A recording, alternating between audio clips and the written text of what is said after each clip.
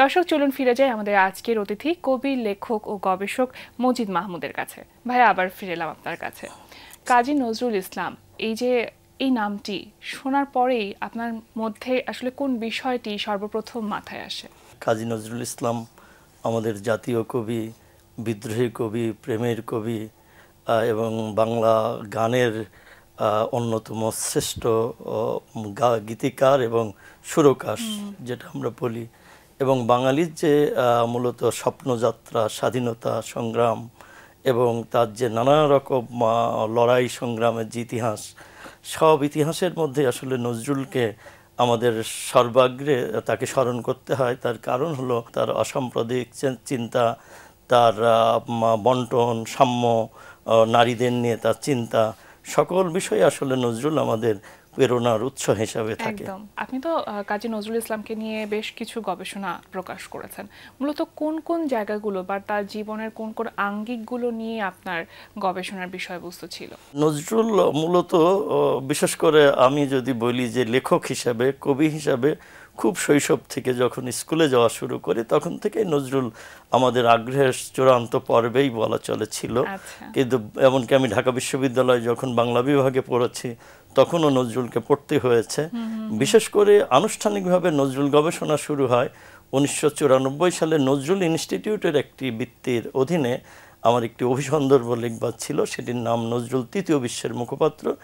এটি 1997 সালে প্রথম বই আকারে প্রকাশিত হয়, যে নজরুল তৃতীয় বিশ্বের মুখপাত্র। আপনারা জানেন যে তৃতীয় বিশ্ব বলতে মূলত আমরা দরিদ্রের বিশ্ব বা দরিদ্র লোকজন, যাদেরকে বন্টন নাই, ঠিক মতো অর্থ নাই, শিক্ষা নাই, এমনকি যে দেশ বিশেষ করে সাম্রাজ্যবাদীদের অধীনে যে দেশ ছিল, উপনিবেশিক আমলে, ব্রিটিশ আমল যে সব দেশগুলি, বিশেষ করে ভারতবর্ষ সহ প্রায় 80% ভূখণ্ডের মালিক তারা ছিল, এবং তারা সেই দেশে মূলত লুণ্ঠন, শোষণ, নির্যাতন করে তাদের দেশকে ফুলিয়ে ফাঁপিয়ে উঠেছিল। এই সময় নজরুলের আসলে মূলত আগমন ঘটেছিল। আমার মূল বিষয় ছিল অর্থনৈতিক পরিপ্রেক্ষিতে নজরুল যখন এসেছিলেন, এমনকি সেই সময় চূড়ান্তভাবে ব্রিটিশ খেদাও আন্দোলন চলছিল, অসহযোগ আন্দোলন চলছিল, গান্ধীর অসহযোগ আন্দোলন, বা নানা পর্যায় থেকে যে বিশেষ করে তখন হিন্দু মুসলিম সংকটও তৈরি হয়েছিল। ডিভাইড অ্যান্ড রুল যে পলিসি, তার মধ্যে হিন্দু মুসলমানের যে সংঘাত, তখন নজরুলের আসলে আগমন খুবই জরুরি হয়ে আসছিল। এবং যে কারণে নজরুলকে একই সঙ্গে যেমন কবি, আবার বলতে পারেন বাঙালির দার্শনিক, অর্থাৎ বাঙালি যে সূত্রে আসলে বসবাস করতে পারেন, নজরুল তার আসলে মূল প্রবণতাগুলি নির্ণয় করেছিলেন তার কবিতায়, গল্পে, উপন্যাসে, গানে। শক্তি হিসেবে অবশ্যই অবশ্যই। এমনকি আমাদের স্বাধীনতা যুদ্ধেও এবং স্বাধীনতা সংগ্রামের পুরো সময় নজরুলের গান, কবিতা, তার যে জীবন আচরণ কাজ করেছে। আচ্ছা, একটি তো গবেষণার কথা শুনছিলাম, তৃতীয় বিশ্বের মুখপাত্র, এটি হলো প্রথম গবেষণা। তারপরে নানা সময় নজরুলকে নিয়ে কাজ করেছে। যেমন আমার একটি বইয়ের নাম নজরুলের মানুষ ধর্ম, মানব ধর্ম না, মানুষ ধর্ম, অর্থাৎ মানুষ যে যে পর্যায়ে মানুষের যত রকম ইতিবাচক চেতনা হতে পারে, ইতিবাচক সংগ্রাম হতে পারে, সে নারী, পুরুষ, ধর্ম, বর্ণ, গোত্র নির্বিশেষে এবং যে প্রান্তেই হোক, সকল প্রান্তের মানুষের জন্য নজরুলের একটি ব্যথা এবং বেদনা ছিলেন, এবং তিনি মানুষকে সেইভাবে দেখেছেন। এমনকি একটি সাংস্কৃতিক যে অঙ্গন থেকে মানুষকে তিনি বর্ণনা করতে চেয়েছেন। মানুষের অত্যাচারী বা শোষকের বিরুদ্ধে সবসময় নজরুল সোচ্চার ছিলেন। এই সব বিষয় নিয়ে, যেমন আপনি জানেন ভারতবর্ষে অনেক সময়, বিশেষ করে আমরা প্রাচীন মধ্য ভারতে দেখেছি কবির, নানক, দাদু, লালন, তারা যে মানবিক বোধে উদ্বুদ্ধ হয়ে মূলত সাহিত্য সঙ্গীত চর্চা করেছেন, নজরুলের মূল চেতনা ছিল সেখানে, কোনো সংকীর্ণতা দিয়ে বাধা যায় না। এটি একটি বই। সম্প্রতি আমার এবছরেই একটি নজরুলের জীবন কেন্দ্রিক উপন্যাস প্রকাশিত হয়েছে, নাম তুমি শুনিতে চেও না। এটি ঠিক বলা চলে যে নজরুলের সময়কে নির্মাণ করতে চাওয়া, এবং এমন অনেক বিষয় এখানে আছে যে বিষয়টি হয়তো আগের আমার নজরুল যে চর্চা বা আগে যারা নজরুল গবেষণা করেছেন তাদের চর্চার থেকে একটু বাইরে। তার প্রধান কারণ হলো যে আমি শুধু এখানে নজরুল জীবনেই রচনা করি নাই, নজরুলের যে পরিপ্রেক্ষিত, নজরুল যাদের সঙ্গে বেড়ে উঠেছেন, যেসব পরিপ্রেক্ষিতে নজরুল নজরুল হয়ে উঠেছেন, সেই বিষয়গুলি যেমন সজীবভাবে উপস্থিত হয়েছে, তেমনি পাশাপাশি অনেক বিষয় যেটাকে আমরা মিসিং লিঙ্ক বলতে পারি, যে অনেক তথ্য হয়তো আপনি শুনেছেন, দেখেছেন, কিন্তু এর কোনো কারণ আমরা জানতে পারছি না। যেমন আমরা বলি যে নজরুল হলো মাতরুন, যেটা চুরুলিয়া থেকে 100 কিলোমিটার দূরে, তিনি মাতরুন নবীনচন্দ্র ইনস্টিটিউটে ভর্তি হলেন। তো আমরা জানি যে নজরুলের 9 বছর বয়সে বাবা মারা গিয়েছেন, তার দরিদ্র পরিবার, কিভাবে এই মাতরুনে এসে ভর্তি হলেন, তো এইটা আমরা পূরণ করতে পারি না। আবার আমরা বলি যে তিনি আসানসোলে একটি রুটির দোকানে কাজ করতেন এবং মাঝখানে তিনি গিয়ে হয়তো বা দারোগা রফিজউদ্দিন দারোগা ওনার বাড়িতে বা ওনার বাড়ির নিচে সিঁড়িঘরে থাকতেন, কিন্তু এই সূত্রগুলি আমরা খুব বেশি মেলাতে পারি না। এরকম অনেক সূত্র এই বইতে মেলানো আছে, তাতে অনেক তথ্য আছে। আবার অনেক সময় দেখা গিয়েছে যে আমি উপন্যাসিক হিসাবে কিছু কার্যকারণের সুবিধাও নিতে চেষ্টা করেছি। বিদ্রোহী কবি কাজী নজরুল ইসলাম থেকে জাতীয় কবি কাজী নজরুল ইসলাম হয়ে ওঠার প্রেক্ষাপটটা কি ছিল? এটি আসলে মানে যদি আমরা বলি, নজরুল আসলে শুরুতেই এক অর্থে ধীরে ধীরে বলা চলে যে জাতীয় কবি হয়ে উঠেছেন। এটা ব্রিটিশ পিরিয়ডেই আমরা লক্ষ্য করেছি। এটা 1929 সালে নজরুলকে কলকাতায় আলবার্ট হলে জাতীয় কবি সম্বর্ধনা দেওয়া হয়েছিল। আচার্য প্রফুল্লচন্দ্র রায় সেখানে সভাপতিত্ব করেছিলেন, সুভাষ বোস ছিলেন, অনেকেই সেখানে উপস্থিত ছিলেন, এবং যেখানে সুভাষ বোস এবং আচার্য প্রফুল্লচন্দ্র তখন তাকে বলেছিলেন জাতীয় কবি, বা নজরুলের গান গেয়ে তারা যুদ্ধে যাবে, এমনকি শ্মশানে যাবে। এমনকি নজরুলকেই তখন থেকেই বলা চলে এক অর্থে আমাদের জাতির আশা আকাঙ্ক্ষা, মানে বেদনা সংগ্রাম, সকল কিছু নজরুলের মধ্যে দিয়েই প্রকাশিত হয়েছিল। কিন্তু 47 সালে যখন দেশ বিভাগ হলো, অর্থাৎ ব্রিটিশ বিভাগের ফলে নজরুল আবার কিছুটা আড়ালে যেতে শুরু করলো, এবং কিছুটা হলো বিভাজনের রাজনীতির মধ্যেও নজরুল পড়ে গেল।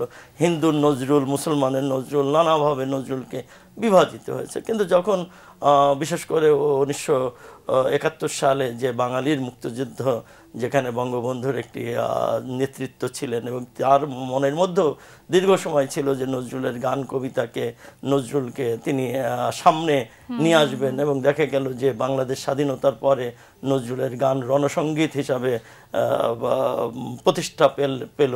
তারপরে যখন 72 সালে প্রথম, মানে স্বাধীনতা প্রথম বছর উদযাপনই হয়নি বিজয়ের, তারপর নজরুল জন্ম জয়ন্তী, প্রথম নজরুল জয়ন্তীতে মানে বঙ্গবন্ধুর প্রবল আগ্রহে, এমনকি কেন্দ্রীয় সরকার ইন্দিরা গান্ধীর সঙ্গেও কথা বলে নজরুলকে এদেশে আনা হলো।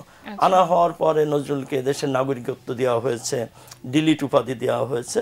তারপরে একটি সময় এসে যে এটা একটা বিতর্ক, আমি এই জায়গায় যেতে চাইনি জাতীয় কবি, তার কারণ হলো 90-89 সালের দিকে সম্ভবত এরশাদ আমলে বিষয়গুলি এটি আরও প্রবলভাবে দেখা দিল। কিন্তু সবাই এটির কোনো গেজেট আছে কিনা, যে নজরুল জাতীয় কবি, এটি আমাদের সংসদে পাশ হয়েছে কিনা, সেটি হয়তো সত্য নয় বা সত্য, সেই জায়গায় যাব না। কিন্তু বাঙালি বা বাংলাদেশে বা পশ্চিমবঙ্গ সহ বাঙালিদের প্রাণের কবি এবং জাতীয় কবি হয়ে উঠেছেন সেই 1928-29 সাল থেকেই নজরুল। জি জি, নজরুলের যে সাহিত্যকর্ম বা সৃষ্টিকর্ম যা কিছু আছে, সেটা গান বা কবিতা, এইগুলো তো সবসময়ের জন্য প্রাসঙ্গিক। কিন্তু বর্তমান সময়ে কিছুটা নজরুল সাহিত্য চর্চা কোনো একটা অবহেলার জায়গা আছে। নজরুল সবসময় আসলে একটা নীরব অবহেলার মধ্যে সবসময় আছে। তার কারণ হলো নজরুল তার শুরু থেকে কারো হয়ে উঠতে পারেননি। মানে সবাই তাকে পূর্ণাঙ্গ নজরুলকে পেতে চায়, কিন্তু পূর্ণাঙ্গ নজরুল তো হলো একজন নারী, একজন পুরুষ, একজন হিন্দু, একজন মুসলিম, একজন ধনী এবং একজন দরিদ্র, সবাই মিলে তো একটা পূর্ণাঙ্গ বাঙালি জাতীয়তাবাদী যে চরিত্র, বা বাংলাদেশ বা বাংলার যে অংশ, সেই সকল অংশের যখন নজরুল হয়।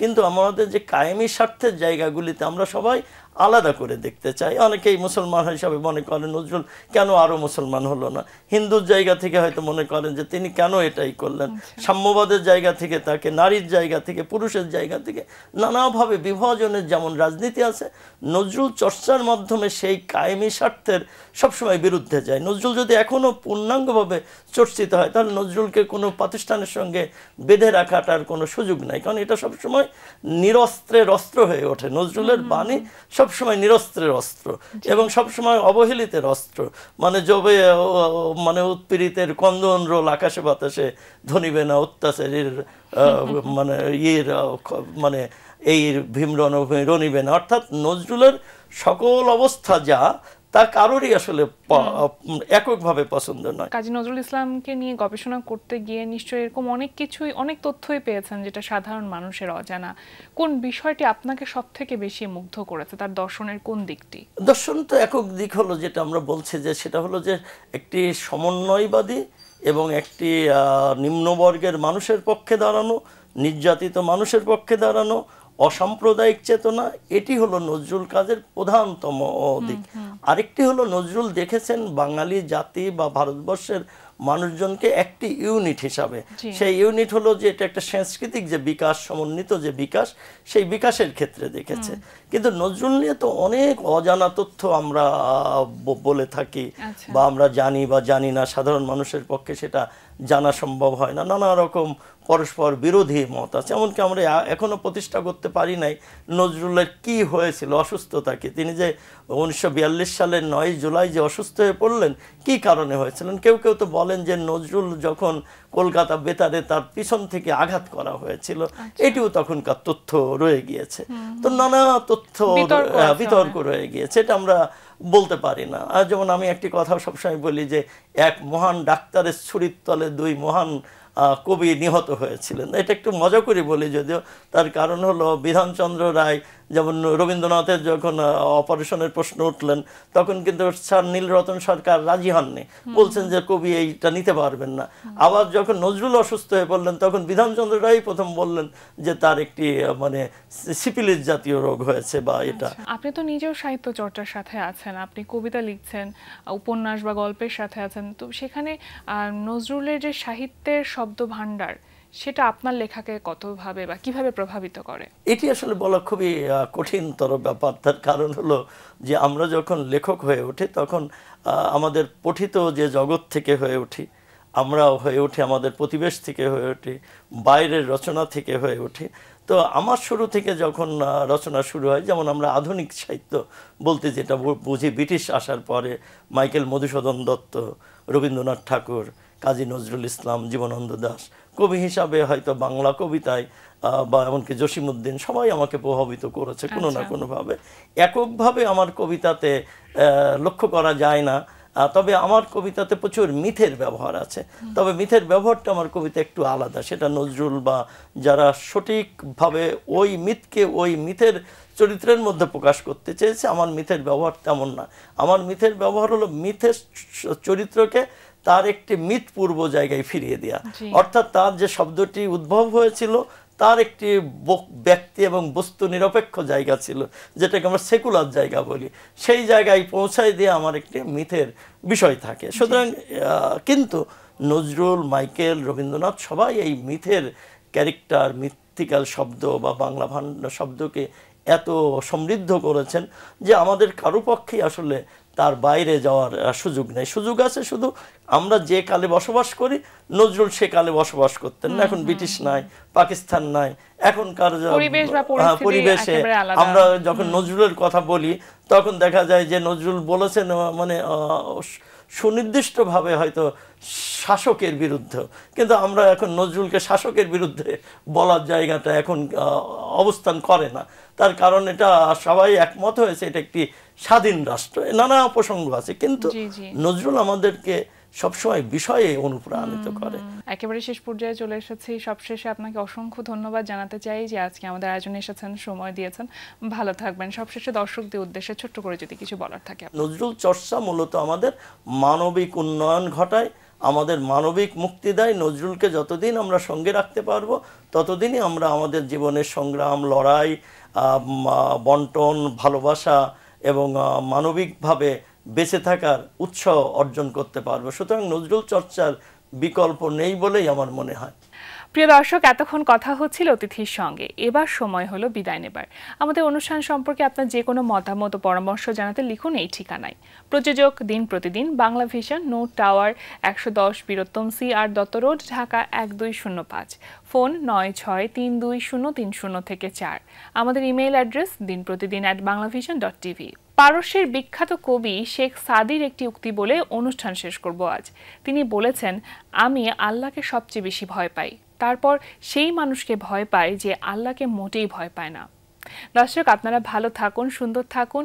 আজ সারাটা দিন সবার জন্য শুভ ও কল্যাণময় হোক।